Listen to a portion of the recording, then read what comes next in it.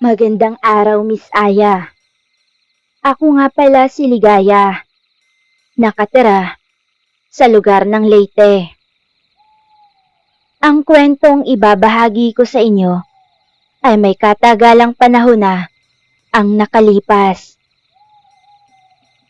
Dahil sa uri ng buhay at para maibigay ko ang mga pang-araw-araw na pangangailangan ng pamilya, ay pinasok ko ang isang trabahong kinasusuklaman ng karamihang mga kababaihan.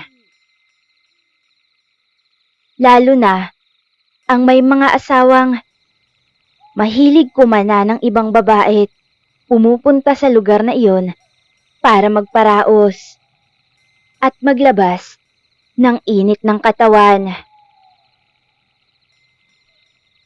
Kung ano man ang nasa isip ninyong pinasukan kong trabaho, mga kalangga, tama po kayo.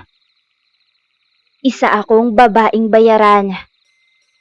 Mas mabilis ang kita at mas malaki kesa sa mga pangkaraniwang trabahante. Kaya naman hindi nyo ako masisisi kung bakit sa dinami-raming trabaho ang pwede kong pasukan ay mas pinili ko ang ibenta ang katawan ko kapalit ng pera. Sa kadahilanang may sakit ang mga magulang ko.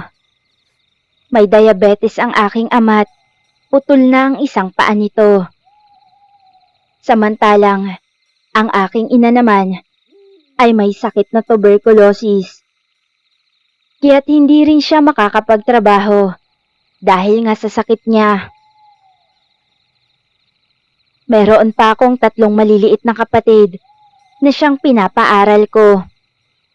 Kaya naman nagsusumikap talaga ako kahit na ganong klase ng trabaho ang pinapasukan ko.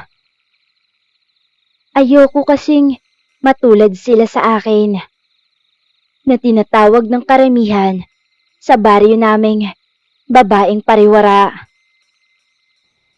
Babaeng mababa ang lipad at sausawan ng mga kalalakihang gustong tumikim sa pechay ko. Nagbibingi-bingihan na nga lang ako sa lahat ng mga panghuhusgang ginagawa ng mga kapitbahay namin.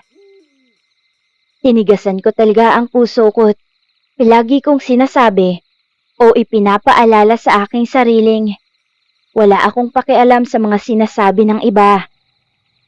Kahit na bumula pa ang mga bibig nila kakachismis sa akin, ay ayos lang. Tutal, hindi naman sila ang nagpapakain sa pamilya ko. Kaya't sino ba sila para pag-aksayahan ko ng panahon at bigyan ng atensyon? Alam mo, Miss Aya, sa edad na 19, ay kung sino-sinong lalaki na ang tumikim at humimas ng katawan ko. At wala na nga akong pakialam doon. Ang tanging mahalaga lamang sa akin ng mga panahong iyon ay bayaran nila ako ng naaayon sa performance ko pagdating sa kama. Pagkatapos nun ay batche na o sisibat na ako at hahanap na naman ng panibagong customer. Sa totoo lang, mga kalangga, gusto ko nang makaalis sa pinagtatrabahuan ko. Kaya naghahanap ako ng lalaking makakapag-alis sa akin sa lugar na iyon. Pakiramdam ko kasi, habang tumatagal, ay para akong nakaapak sa kumunoy na dahan-dahan ang lumulubog hanggang sa hindi na makaahon. Kaya't hanggat kaya pa, ay nagdarasal ako at nagbabaka sakaling balang araw ay may taong mag-aalis sa akin sa lugar na iyon at nakahandang tulungan ako sa problemang pinapasan ko. Isang gabi nga noon, kakatapos ko lang mag-perform nang bulungan ako ni Sandro, aka Sandra, ang baklang mamasang namin. Sinabihan niya akong may gustong kumausap sa akin. Puntahan ko na raw at kanina pa nangungulit. Hay naku, Mamshi. Alam ko na kung sino yung sinasabi mong nangungulit sa'yo. Hindi ko na kailangang hulaan pa dahil tsak, si Pilimon na naman yan. Ang gurang na tigang. Wika ako't inirapan ng bakla. Hoy girlie, huwag kang ang maarte dyan. Ang arte-arte mo. Namimili ka na ngayon ng customer ha. Hoy Day, baka nakakalimutan mong kailangan mo ng pera para sa pamilya mo. Kaya kung ako sa'yo, patusin mo na ang gurang na yon. Para naman kahit papano'y madagdagan niyang kinikita mo ngayon. Mataray ding saad sa akin ni bakla. Kasi naman Mamshi, hindi mo ba nakita ang itsura ng matandang yun? Hindi ka ba naaawa doon? Uugod-ugod na nga yung tao. Peperahan ko pa. Tsaka, baka nga walang pangbayad ang gurang na yun. Mamaya niyan, sibatan pa ako pagkatapos ko siyang paligayahin. Mamshi, wala nang libre sa panahon ngayon. Ani ko pa. Hoy, bakla! Magtigil ka nga dyan sa kaartihan mo. Masasabunutan talaga kita. Sige na, puntahan mo na ang matandang yon para hindi na mainip. Dami mong arte, ha? Aniya pat, nagpakawala ng nakakalokong ngiti. Naiinis na sumunod na lamang ako sa utos ng baklang mamasang namin.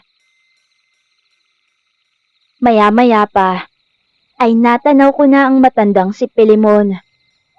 Nakaupo siya sa sulok at busog na busog ang mga matang pinagmamasdan ng mga kasamahan kong halos maghubad na ng panty sa pagsasayaw.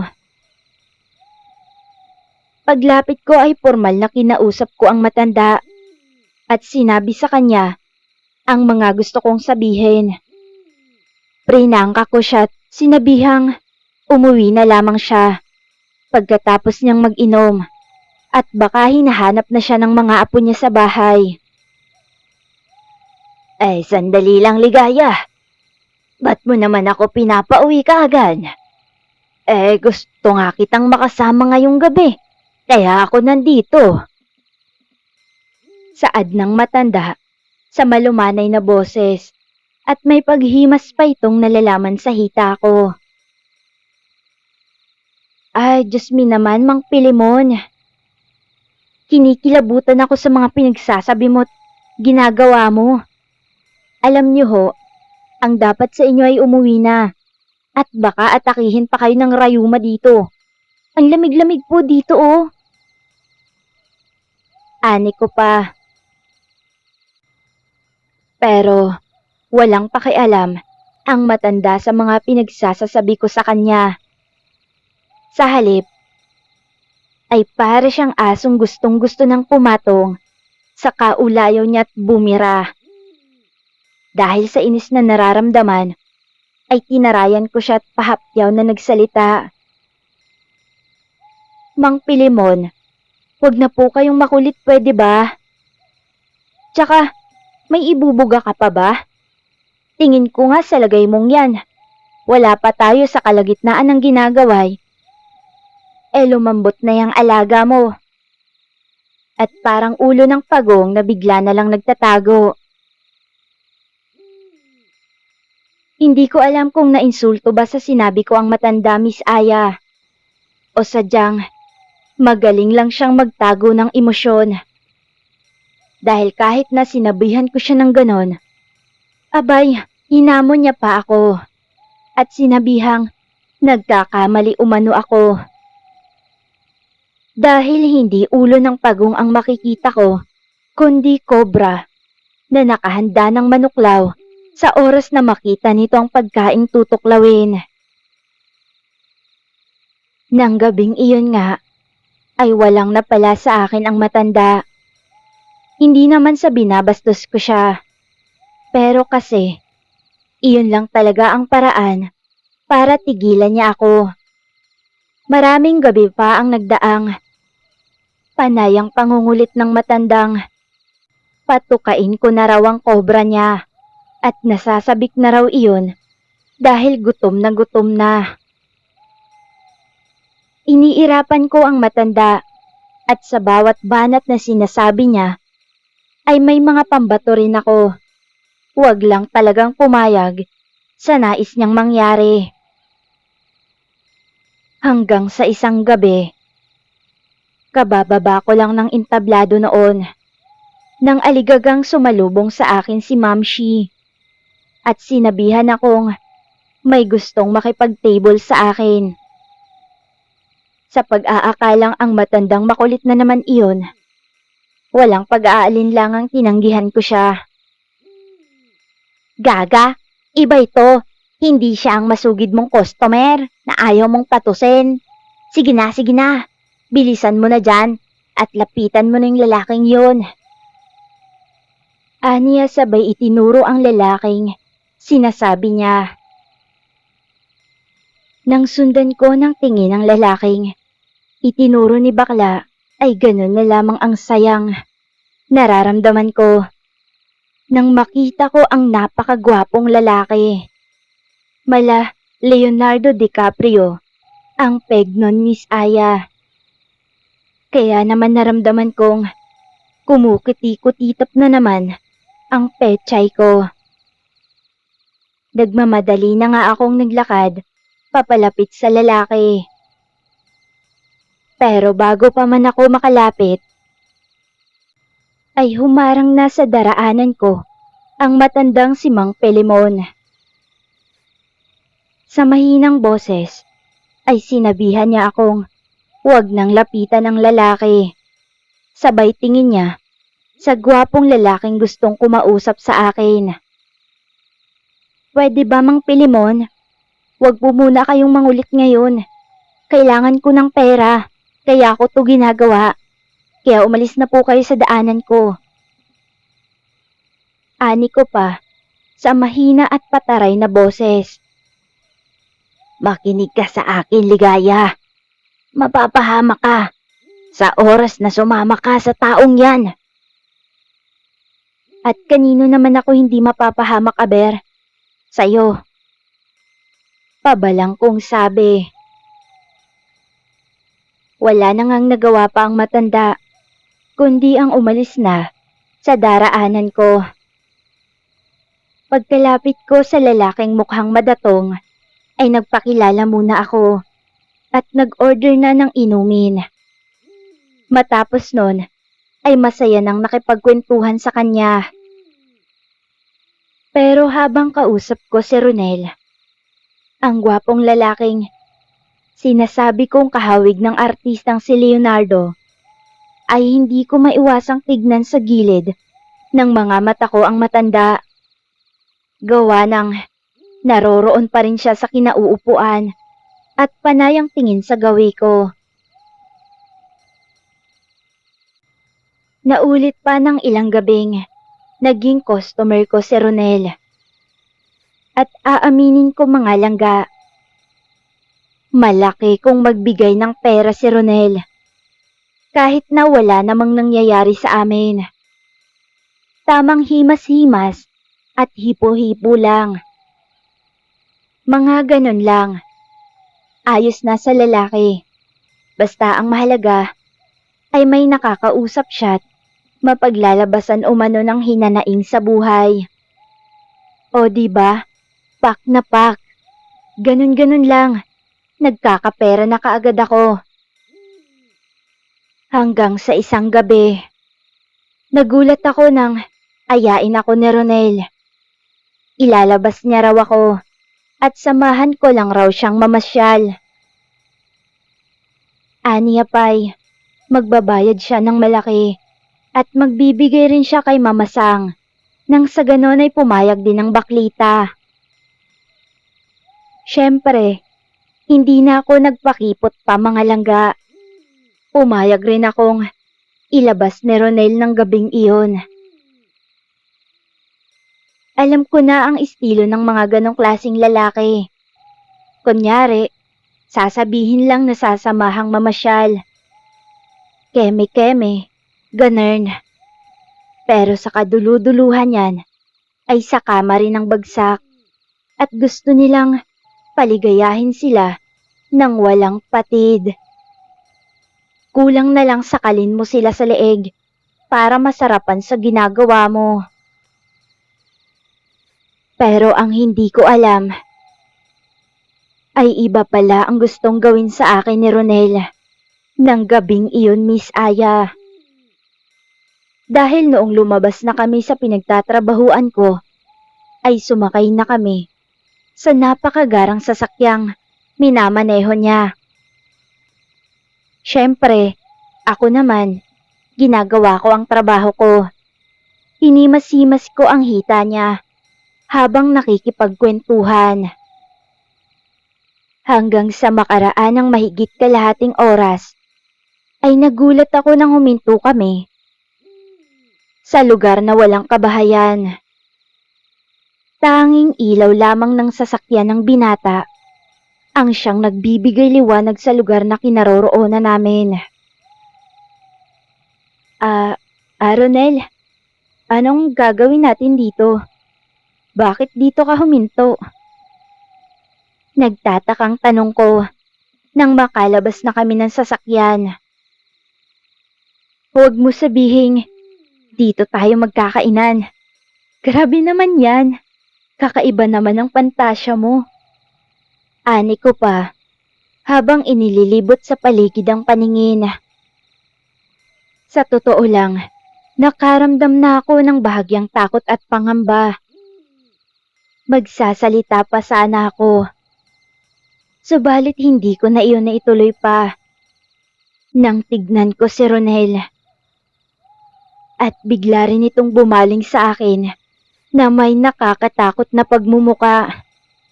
Pulang-pula ang mga mata niya at walang tigil sa pagtulo ang laway.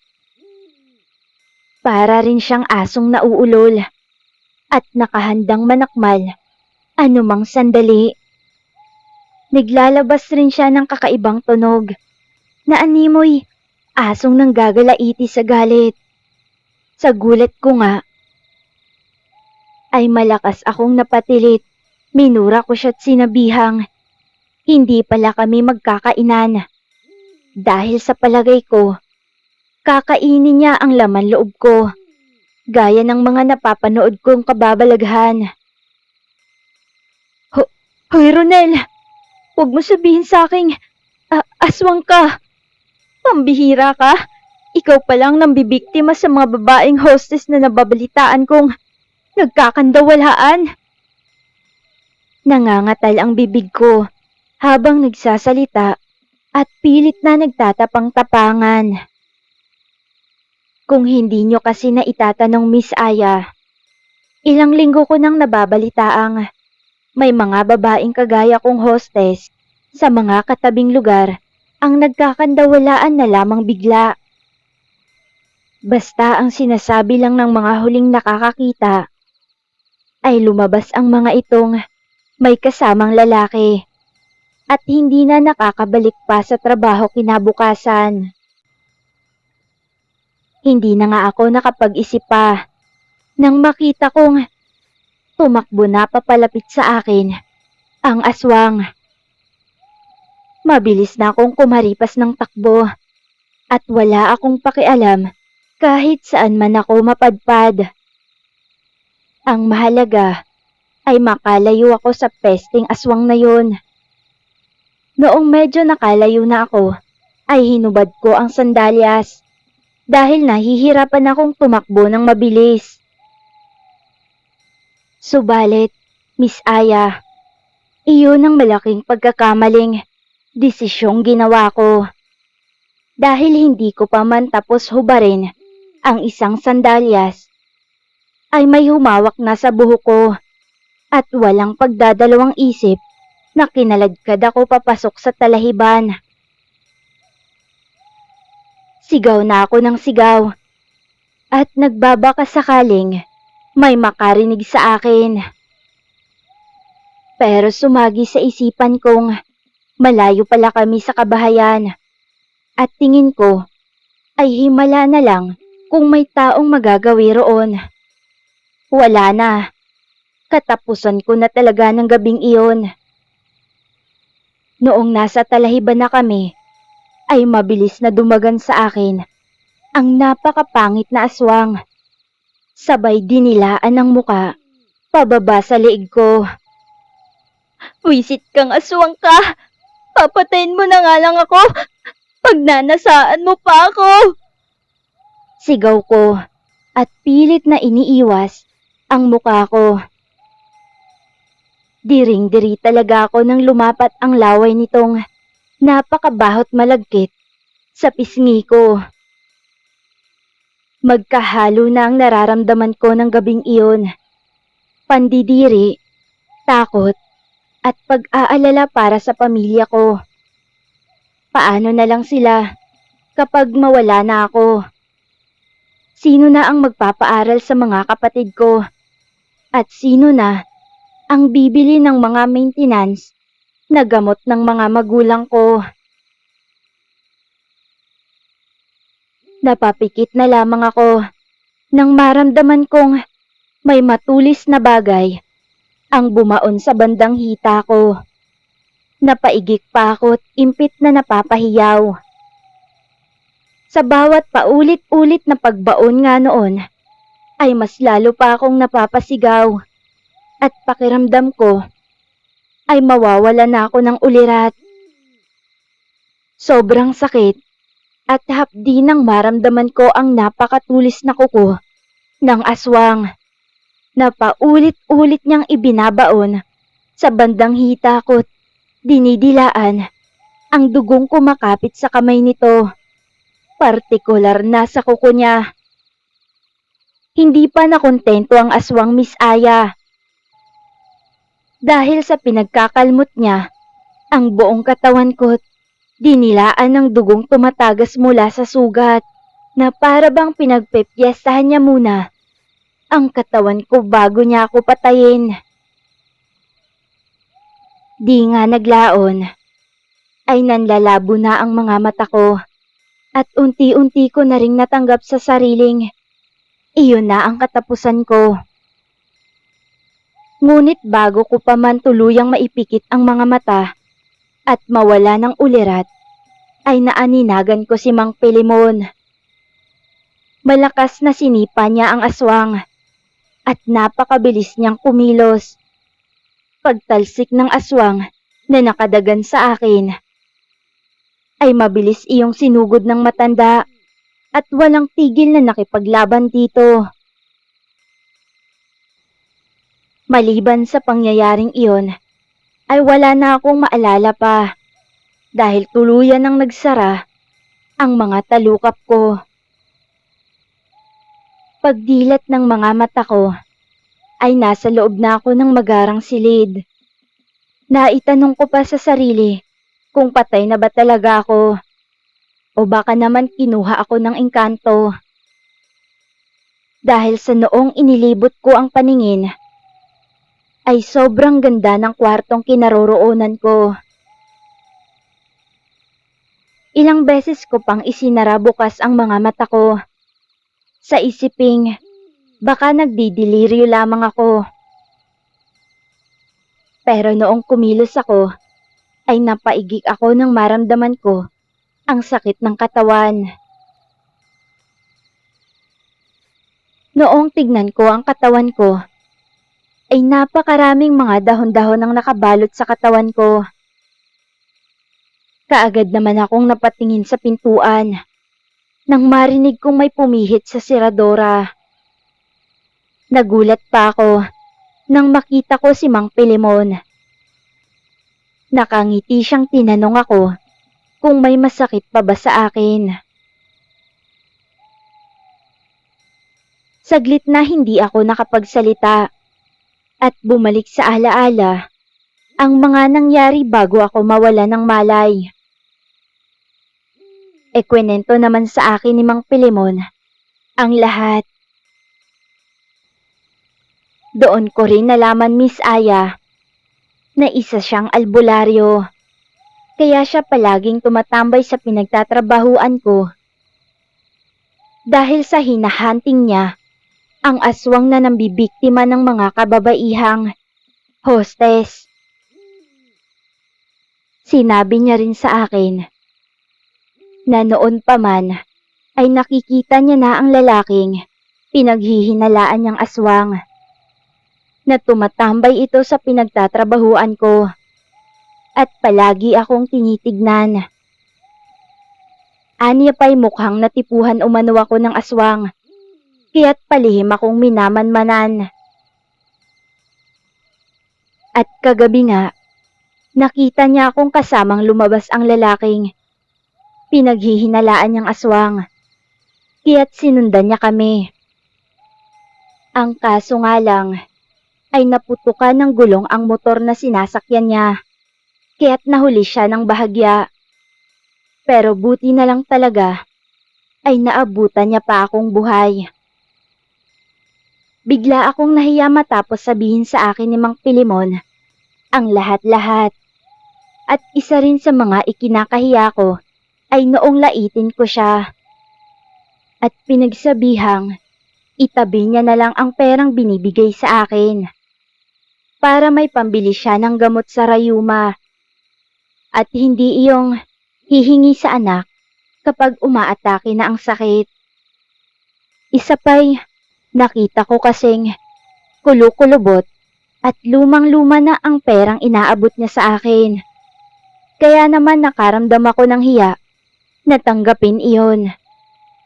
Hindi ko naman kasi alam na may kaya pala sa buhay ang matanda at nasa ibang bansa ang mga anak niya. At higit sa lahat ay nag-iisa na lamang itong nakatira sa napakalaking bahay niya. Tumagal pa ako ng 2 araw sa bahay ng matanda para magpagaling. Ang gusto pa nga sana nito ay doon na muna ako sa bahay niya hanggang sa tuluyan na akong gumaling.